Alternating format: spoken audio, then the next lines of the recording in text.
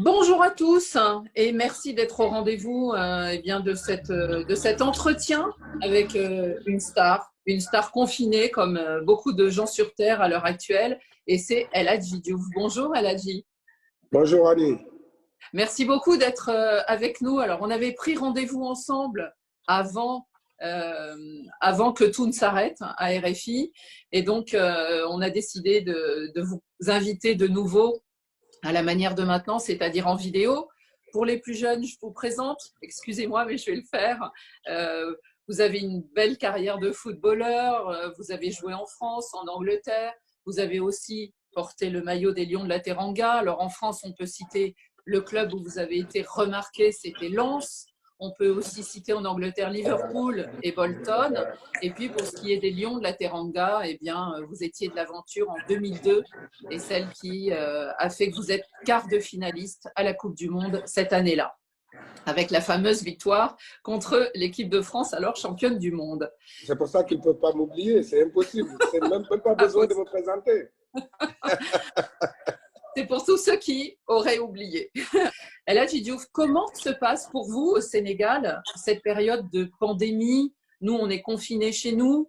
Vous, c'est un tout petit peu différent, mais il y a un couvre-feu. Est-ce que vous pouvez m'expliquer comment vous le vivez? Il n'y a plus de football, il n'y a plus de championnat. La Coupe de la Ligue et la Coupe du Sénégal ont été arrêtées. Annie, de là où je vous parle aujourd'hui, il n'y a plus de football, il n'y a plus de championnat. Comme je l'ai dit, c'est là normalement je devais finir notre conversation, notre discussion. On a un seul match à jouer, nous tous. On a un seul sport et on a un seul but à marquer, c'est de dégager le coronavirus. Aujourd'hui, tout est arrêté à Dakar, au Sénégal. Il n'y a plus de rassemblements, même les rassemblements sont interdits. Il n'y a pas longtemps, il y a 3 jours, aujourd'hui, la police, la gendarmerie, les services de l'ordre sont très stricts pour les rassemblements, même les journées, la journée, il n'y a pas de couvre-feu la journée, il n'y a pas de confinement total, mais la journée, la police fait du très bon boulot, la gendarmerie, les services de l'ordre, en étant dans les marchés pour éparpiller les gens et leur montrer et leur dire que cette maladie existe et que cette maladie, c'est vous et c'est nous. Il ne faudra pas se mélanger. On sait que c'est dur dans des pays africains encore plus parce qu'on a l'habitude de ça et aujourd'hui, il faut que les gens se rendent compte. Et je me tiens à féliciter l'État qui a débloqué qui a débloqué des sommes énormes et déployé beaucoup de choses pour la sécurité et la sécurité des populations. Est-ce qu'on a l'impression que le monde du football alors, est à l'arrêt, mais qu'il s'est beaucoup mobilisé? Il y a des grands joueurs sénégalais, je pense à Sadio Mané, je pense à Keita Baldé, qui ont fait des dons. Même l'association des journalistes sportifs du Sénégal. Il y a aussi eu une solidarité, disons, de la fédération. Est-ce que sur le terrain, ces athlètes, on les voit aussi? Bien sûr, on les voit sur le terrain. L'association des anciens joueurs, par exemple, ils ont fait un don, ils l'ont amené à la Fédération sénégalaise de football. Et aujourd'hui, moi qui vous parle aujourd'hui, ma femme a fait des dons. C'est vrai que quand je sors dans la rue, c'est plus l'émeute et autre chose. C'est pour ça qu'aujourd'hui, je mets ma femme en avance. Elle a fait des dons, elle est partie dans son quartier, dans des quartiers défavorisés, pour donner des gants gratuitement, des gels, des masques et du savon. Et je remercie toutes les personnes aujourd'hui qui m'ont contacté via ma fondation pour aider les personnes défavorisées. Vous savez bien que le confinement aujourd'hui, c'est très dur dans les pays africains parce que ce n'est pas comme en Europe où les gens vivent, ils savent ce qu'ils ont à faire le mois, voire l'année. Aujourd'hui, en Afrique, le plus dur, c'est qu'on vit le jour au jour. Il faut se dire la vérité, c'est dur de confiner des gens aujourd'hui qui n'ont rien à la maison ou bien qui n'attendaient pas, qui vont se dire demain tout peut y arriver. C'est ça le drame, c'est ça qui choque. Mais ce qui est bien, franchement, il faut aussi féliciter les Sénégalais parce qu'ils ont tous compris. Le début, imaginez, depuis que je suis né, on ne parle pas seulement de couvre-feu, on parle d'un état d'urgence. Je ne l'ai pas connu, je n'ai jamais connu, même ma mère n'a jamais connu peut-être l'état d'urgence. Donc ça veut dire que c'est On ne savait pas ça. Pour ça, on l'entendait qu'à la télé. Nos grands-pères parlaient d'état d'urgence, ou nos frères, ou des gens qui l'ont connu dans d'autres pays.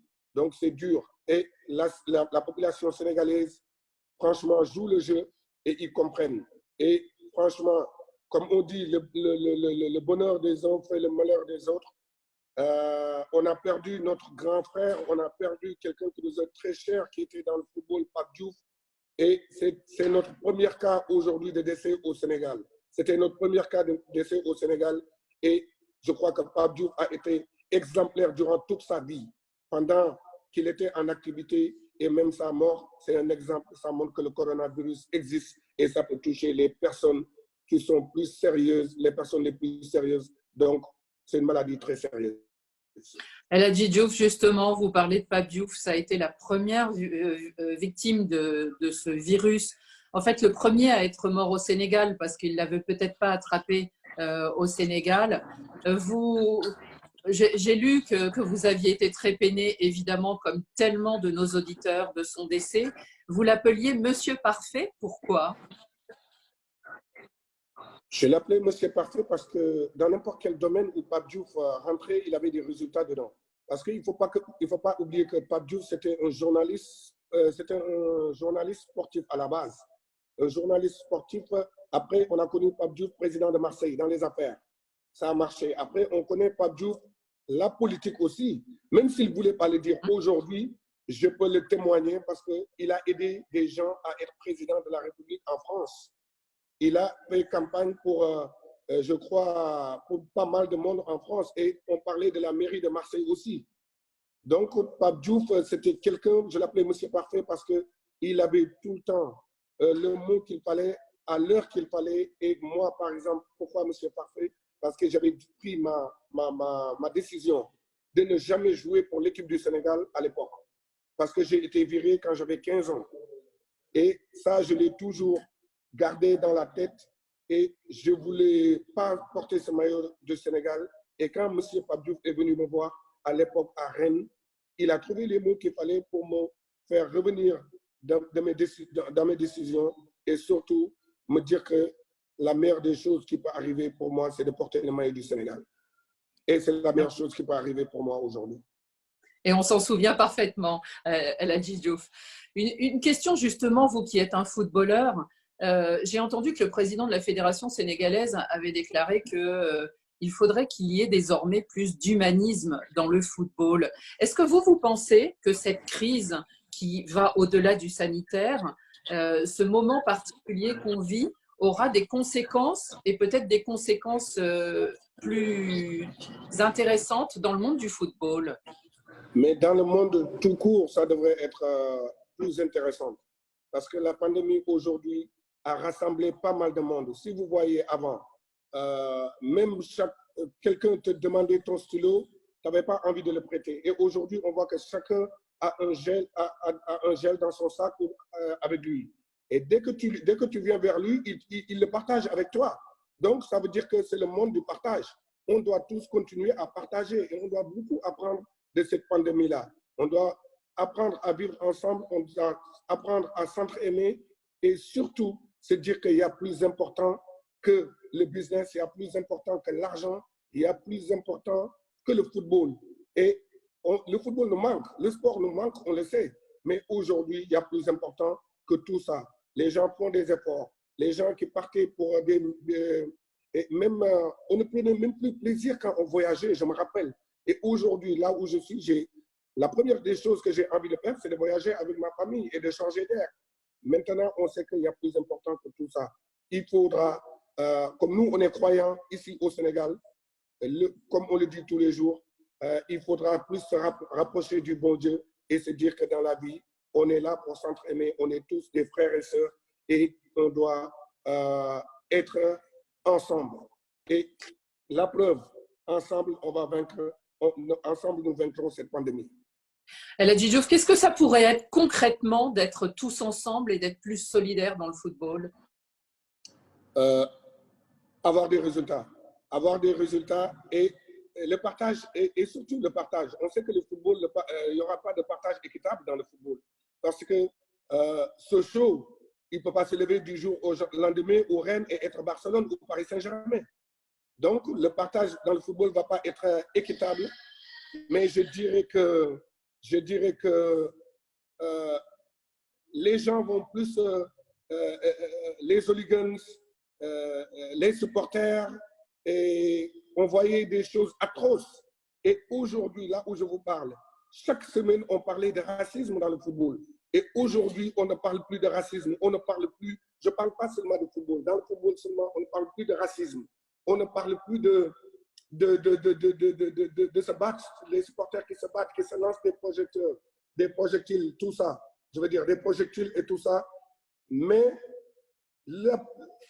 cette pandémie-là nous a montré qu'il y a des choses au-delà du football. Si vous voyez aujourd'hui le chef de Al-Qaïda qui disent à ses combattants de ne pas aller dans des pays où il y a la pandémie, ça veut dire que, les gars, il y a beaucoup de choses qu'on peut apprendre de cette pandémie-là. C'est vrai que c'est chiant, on ne peut pas sortir, on est confiné, on ne peut plus se toucher, il y a beaucoup de choses qu'on peut faire, on doit rester à la maison pour des gens qui n'avaient pas l'habitude. Mais cette pandémie-là nous apprend beaucoup de choses. Et ça nous apprend quoi? Que les gens maintenant auront même le temps de rester à la maison et de manger en famille. Elle a dit, Diouf, la CAN 2021 doit avoir lieu en janvier prochain au Cameroun. On n'a pas encore les qualifiés. Il manque les journées de qualification, notamment les plus importantes, la 3e et la 4e. Il n'y a plus de journées pour l'instant internationales programmées. Le président de la FIFA dit que de toute façon, la santé est plus importante. Est-ce que vous croyez qu'il y aura cette CAN en 2021? Ouf, pour moi, franchement, ça semble impossible quand on me parle les championnats qui vont reprendre. Ça ne sert à rien d'attendre de couper à un moment, de couper de plusieurs semaines du football et de revenir et d'avoir la forme qu'on avait avant. Il faut l'accepter. Aujourd'hui, ce que j'ai dit la dernière fois à la télé sénégalaise, il faut respecter. C'est le bon Dieu qui l'a voulu ainsi et il faut le respecter comme ça. Il faut se préparer et faire une saison blanche comme dans chaque, comme à l'école. Il y a des saisons blanches qui existent et préparer un autre mercato et préparer une autre saison. On va parler, c'est ce que vous allez me poser des questions pour Liverpool, oui. qui a attendu pendant très longtemps pour être champion. Mais c'est pas nous c'est pas nous qui se battons pour que Liverpool ne soit pas champion. Mais il faut pas, il y a un proverbe qui dit, tant que mathématiquement rien n'est fait, personne n'est champion. Tant qu'on ne s'est pas réveillé la veille, on ne s'est pas réveillé. Donc, pour moi, dire que Liverpool est champion, c'est vrai que les gens se focalisent sur Liverpool, mais donc moi, je me focalise sur Lens. Lens qui a loupé 4 fois la montée, donc comment les Lensons vont faire? Donc, ça veut dire que c'est dur pour tout le monde, mais ça doit être une saison blanche. Une saison blanche, il n'y a personne qui passe à une classe supérieure et tout le monde reste à la place qu'ils étaient. J'ai une dernière question, El Hadji Diouf. Si aujourd'hui, cette pandémie faisait que vous ayez 20 ans de moins au mois de juin, dans quel club vous aimeriez aujourd'hui aller jouer? Pour qui, pour quelle équipe, pour quel entraîneur peut-être vous aimeriez aller jouer aujourd'hui? L'entraîneur, je dirais bien, j'ai un seul entraîneur à qui je pense. Mais aujourd'hui, je dis aujourd'hui, oui. Aujourd'hui, je dirais Pep Guardiola, c'est l'entraîneur qui me fait rêver. Pour moi, c'est le meilleur entraîneur. Malgré tout ce qui s'est passé entre lui et mes amis, comme Yaya Touré, comme Samuel Eto'o, c'est pas parce que je déteste la personne ou bien c'est pas parce que j'aime pas la personne que je vais pas parler de ses qualités. J'ai rien contre Pep Guardiola, je ne le connais pas et c'est vrai que ce qu'il a fait à mes amis ne m'a pas plu, mais je dirais que c'est l'entraîneur qui fait rêver tout le monde parce que franchement, il a la façon dont il apprend à ses joueurs à jouer au football, à se concentrer et à prendre du plaisir, c'est Pep Guardiola. Maintenant, le club, j'ai le seul club de mon cœur, c'est Barcelone depuis tout petit. C'est pour ça que je mets le numéro 11, parce que je suis fan de Romario et la façon où Barcelone joue au football, c'est un régal de les voir jouer. Alors, le Barcelone de Pep Guardiola. Le Barcelone de Pep Guardiola. D'accord. Merci mille fois, Elhadji Diouf, d'avoir accepté cet entretien avec nous dans des conditions un peu particulières. Et dès que Radio Foot reprendra, c'est promis, on vous prend à l'antenne ou vous venez nous voir. Avec plaisir. Et mon dernier mot, c'est de dire à nos amis du monde entier, c'est de se confiner, de rester à la maison, de prendre la maladie au sérieux. Et surtout, j'aimerais pas terminer sans remercier, je suis à Dakar, et vous savez bien qu'un pays comme le Sénégal, qui a enregistré que 2 morts, donc ça veut dire qu'aujourd'hui, le gouvernement a fait un boulot extraordinaire avec son ministère de la Santé. Ils sont en train de faire un boulot extraordinaire et je le sais parce que je suis des fois sur le terrain avec eux. Et sans oublier aussi de remercier le président de la République qui a pensé aux diminuer parce que n'oublions pas qu'on est dans un pays pauvre où le président aujourd'hui a aujourd'hui fait des dons pour 8 millions de Sénégalais diminués. Donc ça, il faut le dire parce que c'est pour ça, c'est dans ces actes-là que les gens vont être ensemble et Solidaire. surtout solidaires de combattre la maladie. Merci beaucoup, Elhadji Diouf. Merci. Anne. Merci. À bientôt. À la prochaine.